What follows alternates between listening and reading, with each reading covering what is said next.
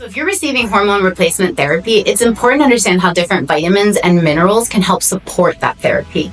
First being magnesium 3 and 8. Here we call it Neuro magnesium. This is going to help cross the blood-brain barrier and promote sleep and relaxation. Getting stress down is critical for hormone balance.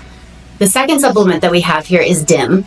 DIM is going to help with estrogen metabolism and detoxification through the liver so that we can clear it from our body in a healthy way. The third supplement is a general B complex.